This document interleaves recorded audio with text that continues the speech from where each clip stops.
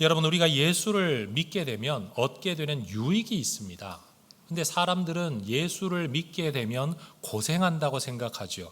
왜냐하면 일요일마다 교회 가야 되고 헌금도 해야 되고 시키는 봉사도 해야 되고 듣기 싫은 설교도 맨날 들어야 되고 어디 가서 내 마음껏 살고 싶은데 예수 믿는 사람이 그러면 되냐 늘 질책받아야 돼서 눈치 보이고, 그래서 예수 믿고 사는 건 굉장히 어려운 삶이고 속박받는 삶이고 구속되는 삶이다, 이렇게 생각하는 분들이 있습니다.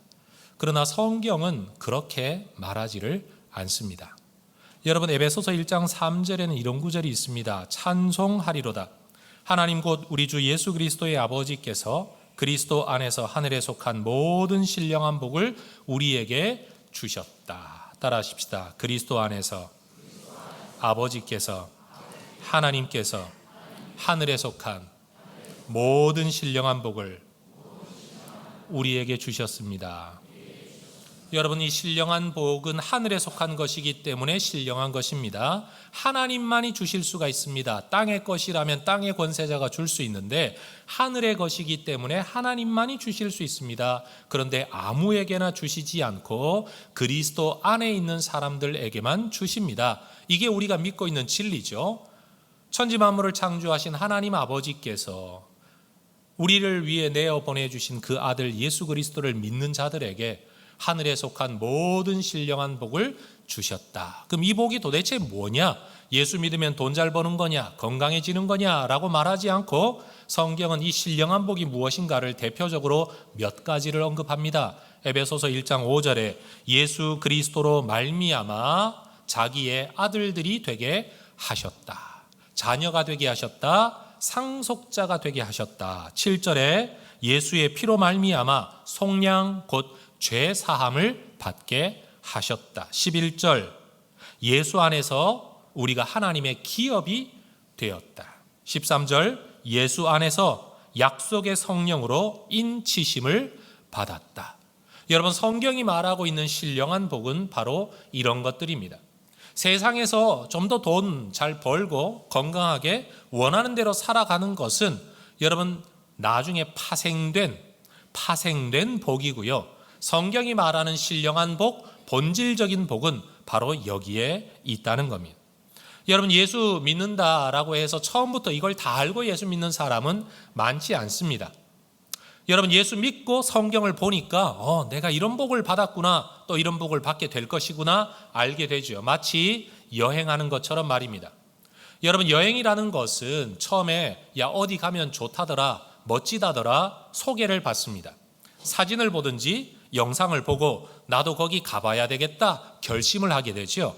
그리고 여행을 떠나게 되면 사진으로 보았던, 영상으로 보았던, 아니면 소문으로 들었던 것들을 직접 경험하면서 좋다 하면서 누리는 것이 여행입니다.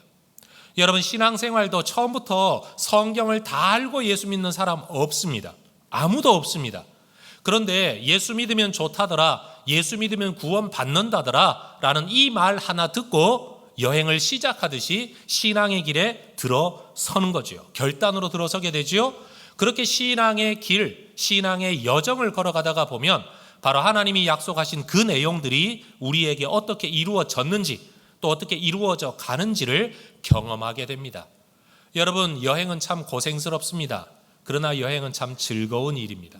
누릴 수 있기 때문입니다. 여러분, 신앙은 때때로 고생스럽다고 말할 수 있습니다. 그러나 신앙에서만 얻어지는 은혜가 있다는 사실을 기억해야 됩니다. 여러분, 이 신앙의 여정을 날마다 새로운 감격으로 살아가실 수 있기를 주의 이름으로 축원합니다. 여러분, 그래서 사도 바울은요, 에베소 교회 성도들에게 이 편지를 써보내면서 1장 마지막 부분에 이르렀을 때에 이미 예수를 알고 믿고 있는 성도들에게도 다시 말하기를 너희가 예수를 더 많이 알기 원한다. 더 많이 알기 원한다. 이것이 사도 바울의 기도 제목이었습니다. 따라하십시다. 알게 하시고 알게 하시기를 구하노라. 바로 에베소서 1장 17절과 19절에 있는 내용이에요. 뭘 알게 하기를 원하시느냐?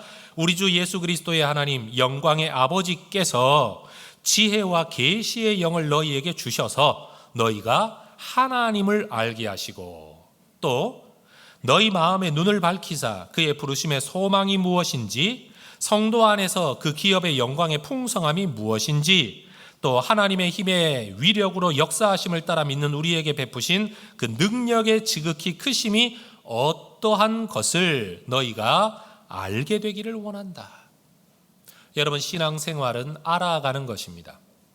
신앙생활은요, 귀로 들었던 것을 눈으로 보는 것이고요, 남의 간증을 들었던 것을 내가 간증하게 되는 것, 이게 바로 신앙생활입니다. 여러분, 제가 좋아하는 찬송이 뭔지 우리 성도님들 잘 아시죠? 저는 이 에베소서 9절을 읽을 때마다 저도 모르게 머릿속에선 찬송을 부르고 있어요. 예수도 알기 원하네 크고도 넓은 은혜와 대속해 주신 사랑 간절히 알기 원하네. 내 평생의 소원, 내 평생의 소원. 대속해 주신 사랑을 간절히 알기 원하네. 여러분, 저는 목사입니다. 설교자입니다. 이미 그리스도 십자가와 복음에 대해서 늘 여러분에게 자주 설교하고 있습니다. 그러나 저에게는 또 다른 소망이 있습니다. 예수 더 알기를 원합니다. 예수를 더 알기 원합니다. 베풀어 주신 은혜가 얼마나 큰 것인지 알기 원합니다. 내가 예수 믿는다고 하지만 여전히 모르고 있는 것, 하나님을 믿고 누리고 있다고 하지만 아직도 누리지 못한 그 하나님의 은혜의 부유함을 나는 알고 누리기 원합니다. 여러분, 예수 믿는 건 그렇게 단순한 게 아닙니다. 예수 믿는 게 그렇게 가벼운 일이 아닙니다. 여러분, 예수 믿는 것은 그 은혜의 부유함 속에 들어가 헤엄치듯이 누리듯이 여러분 날마다 즐기는 것이 되어야 하는 거죠.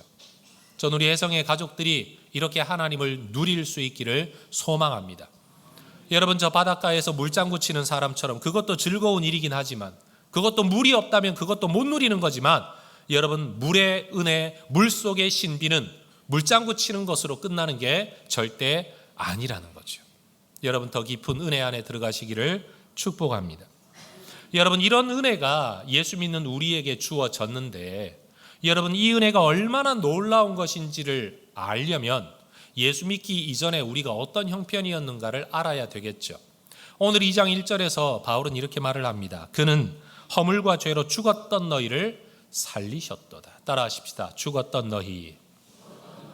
여러분, 우리 권사님들이 기도하실 때마다 이런 표현 잘 씁니다. 죽을 수밖에 없는 우리를 살려주신 은혜라고 말을 하는데, 여러분, 뭘 의미하는지 우리는 다 이미 알고는 있지만 표현은 틀렸습니다. 성경은 우리가 죽을 수밖에 없는 존재라고 말하지 아니하고 죽었던 너희라고 말을 합니다. 왜 죽었습니까? 허물과 죄로 죽었습니다.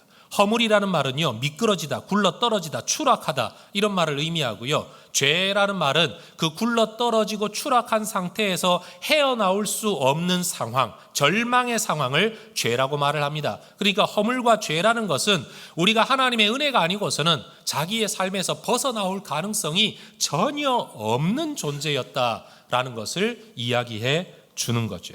따라하십시다. 우리는 죽었던 사람들입니다. 여러분, 하나님에게서 끊어진 인생들, 하나님을 떠난 인생들, 하나님을 모르는 인생들은 뿌리가 뽑혀버린 나무와 같아서 당장은 나무 안에 남아있는 진액과 수분으로 꽃을 피울 수도 있고 얼마간의 열매를 맺을 수 있을런지는 몰라도 여러분, 이 나무는 살아가는 게 아니라 죽어갑니다. 왜냐하면 뿌리가 뽑혀 있기 때문에. 열심히 살면 열심히 살수록 열심히 죽어갑니다. 더 많은 열매와 꽃을 피우려고 하면 할수록 가지고 있는 것들이 빨리 소진되기 때문에 오히려 훨씬 더 빨리 죽습니다. 그래서 뿌리 뽑힌 나무 같은 우리, 하나님으로부터 단절된 우리의 인생은 내 내면에 가지고 있는 제한된 자원을 가지고 힘든 세상, 죄 가운데 저주 가운데 있는 세상을 살아가려고 하다가 보니 인생 자체가 처절한 투쟁입니다. 척박합니다. 내가 원하는 것과 내가 살아가는 현실이 다릅니다. 내가 생각하는 사람 세상의 이상하고 우리의 현실이 너무너무 다른 겁니다. 특별히 내 안에 자원이 없다가 보니까 나를 조금이라도 더 오랫동안 살아남도록 보장받는 길은 남의 자원을 빼앗는 것 외에는 길이 없습니다. 왜냐하면 공급받을 길이 없기 때문에. 그래서 세상에서는 조금 더 잘 살려면 끊임없이 빼앗아야 합니다. 끊임없이 억눌러야 됩니다. 남의 것을 착취해야 됩니다. 그래야 나의 미래가 보장이 됩니다.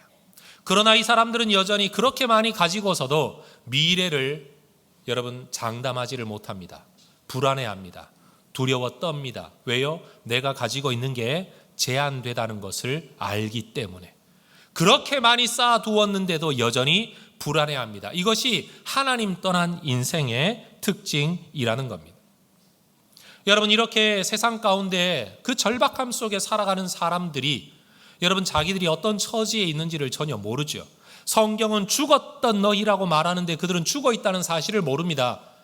여러분, 죽음의 삶을 살아가고 있다고 말하는데 그들은 생명의 삶을 살아가고 있는 줄 압니다. 성경은 이 사람들을 일컬어 다시 한번 이렇게 말을 합니다. 2절입니다. 그때 너희는 그 가운데서 행하여 이 세상 풍조를 따르고 공중의 권세 잡은 자를 따랐으니 곧 지금 불순종의 아들들 가운데서 역사하는 영이라. 전에는 우리도 다 그 가운데서 우리 육체의 욕심을 따라 지내며 육체와 마음에 원하는 것을 하여 다른 이들과 같이 본질상 진노의 자녀였다. 여러분, 이 땅을 살아가는 모든 사람들이 그 시대의 유행을 따라갑니다. 그 시대의 시대 정신을 따라갑니다. 사람들이 살아가는 모습 그대로 살아갑니다. 그런데 그게 당연한 줄 압니다. 그게 전부인 줄 압니다. 그러나 성경은 뭐라고 말합니까? 이 세상 풍조를 따라가는 그 삶은 바로 공중의 권세 잡은 자를 따라가는 것이다. 공중의 권세 잡은 자는 누구냐? 불순종의 아들들 가운데에서 역사하고 있는 영, 마귀와 사탄의 영이다. 우리도 예수 믿기 전에는 바로 그 가운데서 우리도 살았다. 그게 전부인 줄 알았다. 그게 잘 사는 것인 줄 알았다. 그게 행복의 길인 줄 알았다. 그러나 그것은 본질상 진노의 자녀의 자리였다. 여기 자녀라는 말은요, 상속자라는 의미를 가지고 있습니다. 무슨 뜻입니까? 진노를 상속받을 수밖에 없는 본질적 자리에서 우리는 죽으라고 열심히 살았다는 겁니다. 따라하십시다. 본질상 진노의 자녀. 다시요. 본질상 진노의 상속자. 어느 누구도 그렇게 살고 싶어 하지 않았습니다. 그러나 우리는 마귀에게 임할 진노를 상속받을 자로 살아갑니다. 부모님이 돌아가실 때 우리에게 유산을 남겨주면 얼마나 좋겠습니까? 그런데 여러분 한번 상상해 보십시오. 유산을 남겨주기는커녕 내가 평생을 갚아도 갚을 수 없는 빚을 내게 상속시켜 주었다면 우리 인생은 어떻게 될까요? 아무리 열심히 살아도요, 그 빚을 갚기 위해 아마 월급을 원천 차압당할지도 모르죠. 죽어라고 일을 하는데 내 삶은 채워지지 않습니다. 엄청 열심히 일을 하는데 내 삶에 만족이 없습니다. 어디론가 다 흘러나갑니다. 새 나갑니다. 여러분, 그게 바로 진노의 상속자입니다. 마치 빚의 상속자인 것처럼 진노의 상속자로 살았다는 겁니다. 저와 여러분 우리 모두가 예수 믿기 전에 살았던 자리가 바로 하나님 보시기에는 이런 자리였습니다. 혹시라도 이 설교를 듣는 분들 가운데 아직도 예수 믿기를 거부하거나 아니면 보류하거나 아니면 아직도 나는 잘 모르겠습니다 라고 생각하는 분들이 계시다면 오늘 제 이야기를 잘 들으십시오. 저는 여러분에게 공갈을 하거나 아니면 저주를 선포하는 게 아니라 성경이 가르치고 있는 내용 그대로를 전달하는 한 사람의 교사로서 저는 분명히 말씀드릴 수 있습니다. 예수 그리스도 안에 들어오면 예수가 받을 것을 우리도 받는 그리스도의 상속자가 되겠지만 예수 안에 들어오지 아니하면 공중권세 잡은 자, 하나님의 진노를 받을 자의 것을 여러분들도 상속받게 될 것입니다. 여러분은 어떤 상속자가 되기를 원하십니까? 하나님을 떠나 있는 사람들은 자기 나름대로는 인생의 행복을 추구합니다. 자유를 추구합니다. 멋지게 살고 싶어 합니다. 그런데 정작 그렇게 멋지게, 자유롭게, 행복하게, 인간답게 살고자 하는 그들의 삶이 보여주는 외적 특징이 무엇이냐? 갈라디아서 5장 19절이 하는 이렇게 이야기를 하죠. 육체의 일은 분명하니 곧 음행과 더러운 것과 호색과 우상 숭배와 주술과 원수 맺는 것과 분쟁과 시기와 분냄과 당짓는 것과 분열과 이단과 투기와 술 취함과 방탕함과 또 그와 같은 것들이라. 전에 너희에게 경계한 것 같이 경계하노니 이런 일을 하는 자들은 하나님의 나라를 유업으로 받지 못할 것이다. 하나님의 나라를 상속할 수 없다. 누가요? 이런 삶을 사는 자. 이런 삶이 어떤 삶입니까? 공중 권세 잡은 자, 세상 풍속을 따라 세상 사람들이 살아가는 대로 살아가서는 하나님 나라를 상속받을 수가 없다. 성경이 분명히 말하지 않습니까? 여러분, 요즘 사람들이 등산한답시고 여러분 버스에 맞춰가지고 먼 산, 이 산, 저 산 쫓아다니면서 산만 오르면 천만 다행인데 여러분, 그 모임 속에서 얼마나 많은 음행이 일어납니까? 더러운 것이 일어납니까? 호색함이 일어납니까? 저는 이 성경 구절의 근거에서 분명히 말합니다. 건강한 결혼 생활을 유지하지 않는 분들 하나님 나라를 유업으로 받을 수 없습니다. 다른 생각이 있으시다면 이 구절을 여러분 한번 변호해 보십시오. 아니면 반대되는 구절을 찾아와 보십시오. 목사님, 술 먹지 말라는 성경 구절이 어디 있습니까? 라고 말씀하시는 분들에게 저는 이 구절을 제시하겠습니다. 21절 보십시오. 투기와 술 취함과 방탕함, 이런 일을 하는 자들은 하나님의 나라를 유업으로 받지 못할 것이다. 우리는 예수를 믿으면서도 여러분, 예수 믿는 믿음에 발 하나를 걸쳐놓고 여러분, 세상의 저주를 유업으로 받을 삶의 패턴을 유지하는 경우가 너무 많습니다. 저는 이 시대에 우리 교회 다니는 사람들이 말 그대로 교회만 다니고 있지 정말 하나님 나라의 상속자, 그리스도의 상속자, 은혜의 상속자로 살려고 하지 아니하고 교회는 다니면서도 저주의 상속자 된 삶을 끊어버리지 못하는 사람들이 너무 많다는 사실. 그러면서도 자기가 구원받을 줄 알고 있다는 착각, 이게 정말 무서운 일이라는 거죠. 성경은 이렇게 말하고 있는데 도대체 무슨 근거로 나는 구원받을 수 있다, 나는 하나님의 나라를 유업으로 받을 수 있다라는 믿음의 근거는 도대체 무엇이냐는 거죠. 예수 제대로 믿어야 됩니다. 그래서 저는 여러분에게 누차 강조하지 않습니까? 저는 여러분들이 기독교인 되기를 원하는 것 아닙니다. 저는 여러분들이 교회 생활하게 되기를 원하는 게 목적이 아닙니다. 여러분, 학교 가는 아이가 학교를 가지만 공부는 안 할 수 있습니다. 공부하기 위해 학교 가는 사람이 있지만 놀러 학교 가는 사람도 있습니다. 마치 교회를 오는 사람들도 그렇습니다. 예수 믿기 때문에 교회 공동체에 나와 예배하고 봉사하는 사람이 있지만 예수 안 믿고도 교회 생활 열심히 하는 사람 얼마든지 있을 수가 있는 거죠. 근데 목사는 속아요.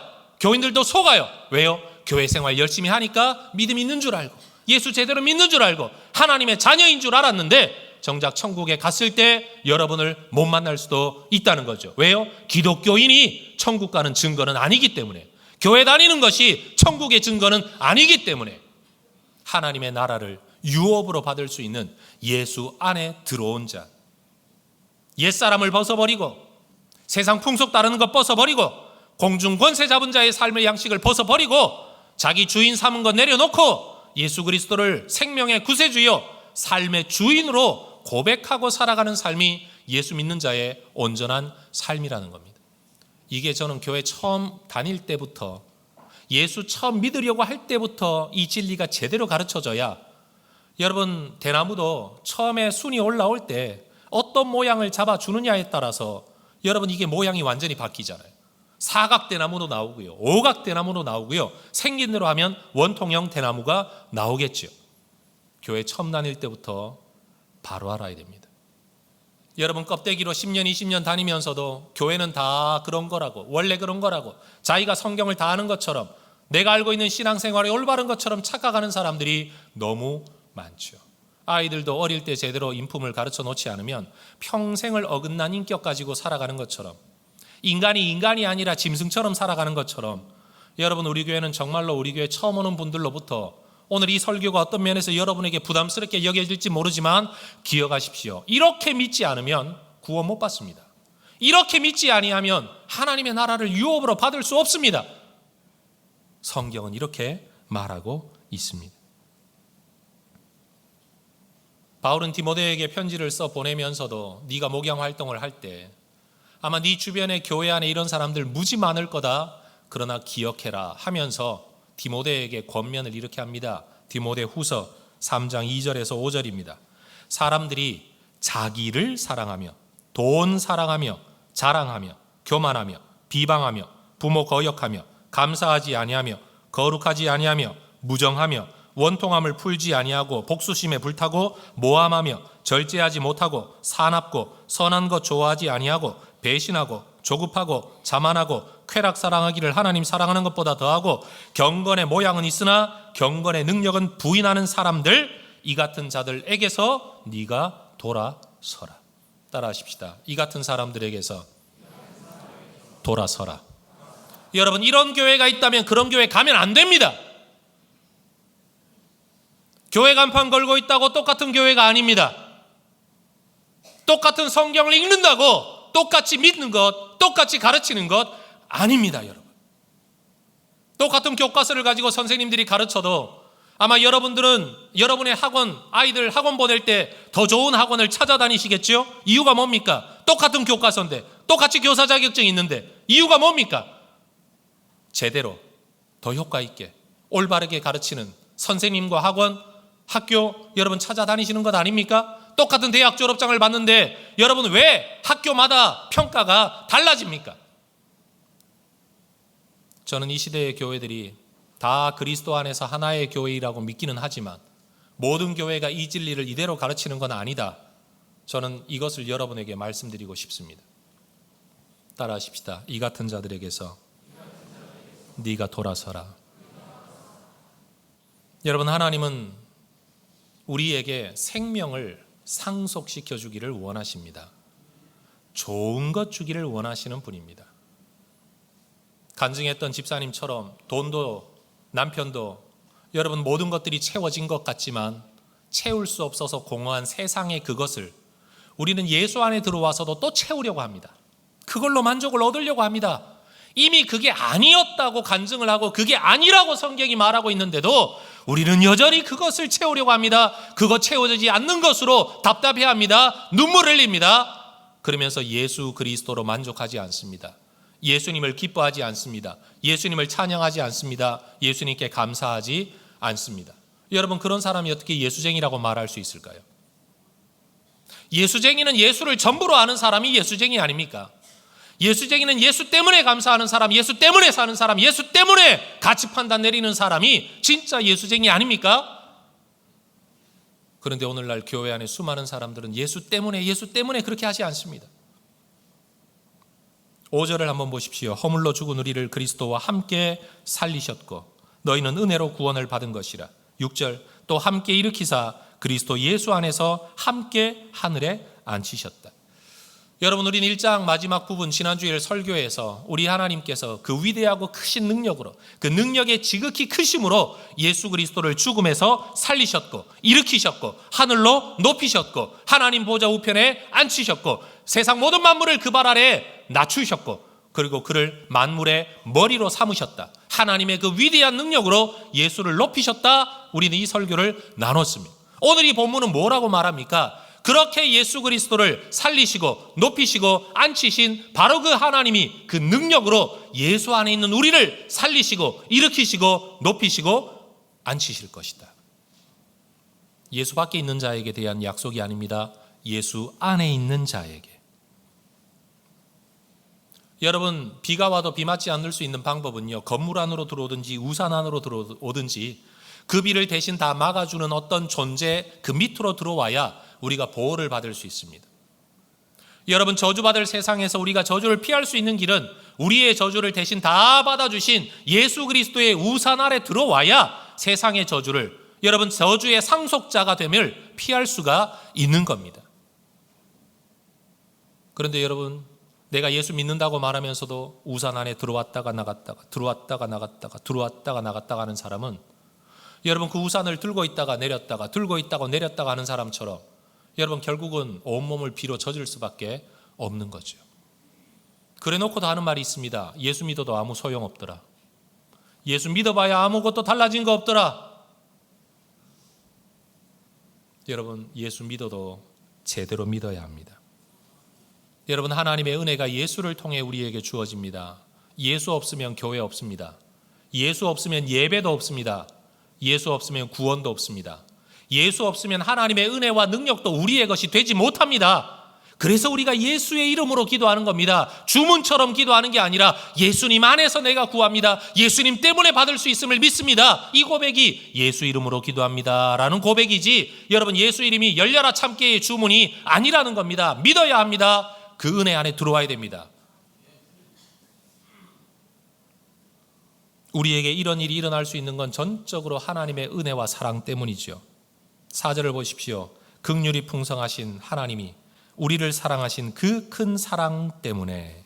8절, 너희는 그 은혜에 의하여 믿음으로 말미암아 구원을 받았으니 이것은 너희에게서 난 것이 아니요 하나님의 선물이라. 따라하십시다. 하나님의 사랑 때문에, 하나님의 은혜 때문에, 하나님의 선물 때문에.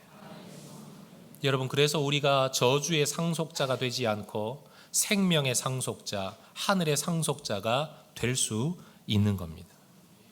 그럼 하나님이 우리를 그렇게 하늘의 상속자 삼아 놓으시고 우리에게 기대하는 것이 있으시겠죠. 7절은 이렇게 말을 합니다. 이는 그리스도 예수 안에서 우리에게 자비하심으로써 그 은혜의 지극히 풍성함을 오는 여러 세대에 나타내려 하심이라. 우리를 통해 뭔가를 나타내기 원하십니다. 우리를 통해 하나님을 나타내기 원하십니다. 이것이 우리가 하나님의 영광의 도구라는 의미죠. 그 은혜의 자비하심을 나타내기 원합니다. 그 하나님의 능력의 위대함이 세상 가운데, 우리의 세대 가운데 나타나기를 우리 하나님이 원하시는 겁니다. 그런데 예수 믿고 살면서 이 하나님의 자비를 나타내고 은혜를 나타내고 능력을 나타내고 존재를 나타내는 게 아니라 여러분, 죄악성을 드러내고 있다면 우리는 그들과 뭐가 다르단 말입니까? 여전히 진노의 상속자일 뿐인 거죠.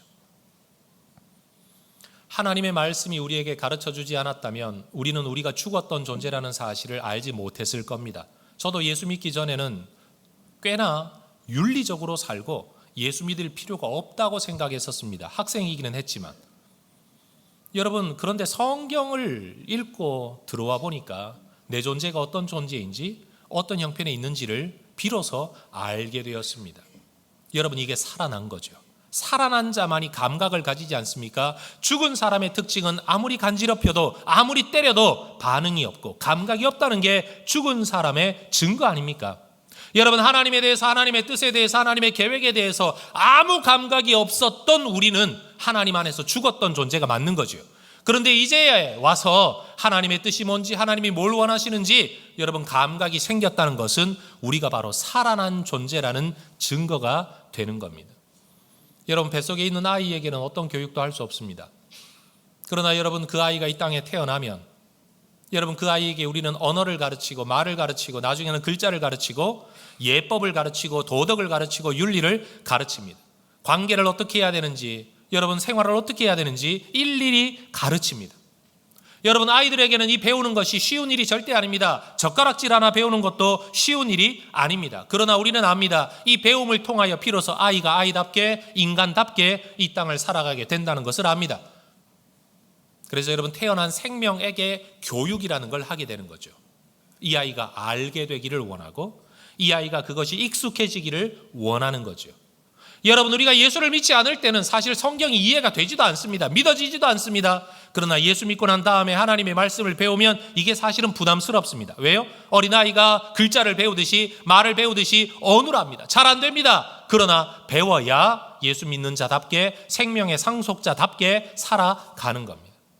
어느 한 날 그렇게 되는 게 아닙니다. 은혜 받으면 저절로 되는 게 아닙니다. 훈련되어져야 됩니다. 주께서 우리를 그렇게 인도하십니다. 그 은혜의 지극히 풍성함이 우리를 통해 나타나게 될 때 성경은 이것을 일컬어 또 다른 방면에서 10절은 이렇게 이야기를 합니다. 우리는 그가 만드신 바라. 여러분, 여기 만들었다는 말은 창조라는 의미가 있죠. 그런데 이 창조는 두 가지의 창조입니다. 인간이 인간으로 태어난 자체가 하나님이 인간을 만드셨다는 첫 창조를 전제로 하고 있는 것인데, 여러분, 이 첫 창조의 인간은 저주의 상속자였지 않습니까? 그런데 예수 믿음으로 말미암아 생명의 상속자가 된 우리는 거듭난 겁니다. 따라하십시다. 중생. 여러분, 거듭나다라는 한자어입니다. 거듭나다, born again, 다시 태어난 겁니다. 우리는 그가 만드신 바라 그리스도 예수 안에서 선한 일을 위하여 지으심을 받은 자니 이 일은 하나님이 전에 예비하사 우리로 그 가운데서 행하게 하려 하심이니라. 옛날에는 저주의 상속자로 살아가는 게 당연한 줄 알았는데 이제는 하나님이 우리를 선한 일을 위하여 새로 지으셨다. 생명을 상속할 수 있도록, 하나님의 은혜를 누릴 수 있도록, 그 생명의 풍성함을 누리며 살아갈 수 있도록. 바울은 디도에게 편지를 쓰면서 디도서 2장 14절에서도 이와 비슷한 표현을 쓴 적이 있습니다. 그가 우리를 대신하여 자신을 주심은 모든 불법에서 우리를 속량하시고, 모든 불법이 어떤 법일까요?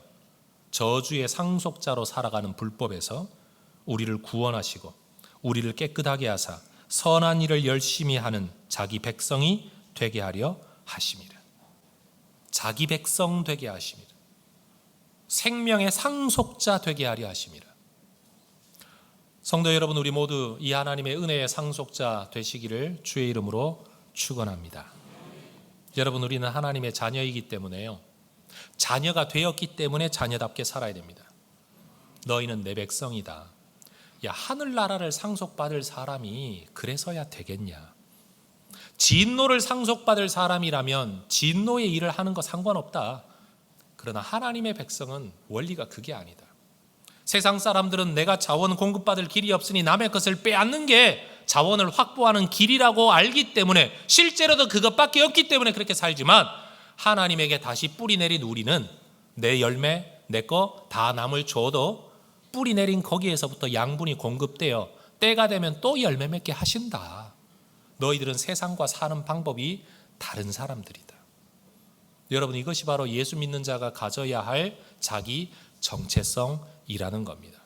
세상 다 그렇게 살더라도 기억하십시오. 세상이 다 그렇게 사는 건 진노를 상속받기 위해 그렇게 사는 거고요. 우리는 다르게 살아야죠. 왜요? 우리는 하늘을 상속받고 생명을 상속받을 하나님의 백성들이기 때문에 그렇습니다. 예수 믿기 이전과 예수 믿고 난 이후의 이 변화. 그래서 여러분, 우리 예수 믿는 사람들은 언제나 이 예수님을 자랑하고 예수님 찬양하고 예수님 제일입니다, 예수님이 최고입니다, 예수님이 전부입니다. 여러분, 이 찬송이 우리 가운데 있어야 됩니다. 여러분, 우리 혜성교회 성도들이 정말 예수쟁이가 되기를 저는 소망합니다. 교회에서 예수가 제일이 아니면 도대체 누가 제일입니까? 여러분, 교회에서 예수 이름 높여 찬양하는 것이 최고 일이 되지 않으면 도대체 교회가 모여 뭘 하겠다는 겁니까? 그리고 교회가 예수 전하는 일을 제일로 삼지 아니하면 도대체 왜 존재합니까? 여러분, 교회가 드려진 헌금을 가지고 예수 전하는 일에 가장 많이 사용하지 아니하면 도대체 뭘 하겠다는 겁니까? 여러분, 우리 혜성교회가 정말로 예수 제일 삼고 예수 찬양하고 예수께 감사하고 예수를 전부로 하는 정말 예수쟁이들 되시기를 축복합니다. 옆에 분에게 악수하며 이야기하십시다. 우리 진짜 예수쟁이 되십시다.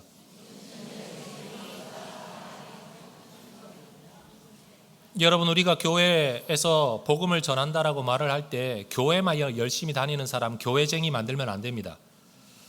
교회쟁이는 구원 못 받을 수 있습니다. 그러나 예수쟁이가 진짜 하나님의 백성인 겁니다. 여러분, 교회 일만 열심히 하는 사람, 그의 믿음이 있는지 없는지 점검해 봐야 됩니다. 교회 나온다고 전도했다고 말씀하지 마십시오. 그 사람 마음속에 예수가 전부인 줄 알고 하나님의 은혜를 상속받을 자로 거듭났는지를 확인해야 됩니다. 그래서 끊임없이 복음을 전해야 됩니다. 저희 교회는 새가족 섬김이 때 벌써 등록 전에 복음 듣게 하고요, 확신반에서 복음 듣게 하고요, 성장반 1, 2, 3과가 전부 복음이고요, 여러분 증인반은 전부 다 복음이고요, 제자반은요 5개 과가 복음입니다. 오직 예수 그리스도 이야기하는 일을 위해서 우리는 모든 훈련반이 전부 다 복음을 이야기하기 위해 만들어져 있습니다. 여러분, 이 복음을 제대로 알아야 되지 않겠습니까? 알게 하시기를 구하노라. 알게 하시기를 구하노라. 여러분, 교회는 이 일을 위해 부름 받았습니다. 우리는 하늘에 앉을 영광스러운 존재입니다. 그리고 이미 하나님 편에 안침 받은 하나님의 백성들입니다. 여러분, 우리는 세상 편을 들어야 될 사람들이 아니고 하나님 편을 들어야 할 사람들이지요. 하나님께서 우리를 불러주신 이 선한 일을 위한 부르심의 목적을 분명히 하고 하나님의 백성답게 진짜 하나님의 자녀로 우리에게 주어진 생을 살아가는 하나님의 백성, 하나님의 자녀들 되시기를 축복합니다. 기도하겠습니다.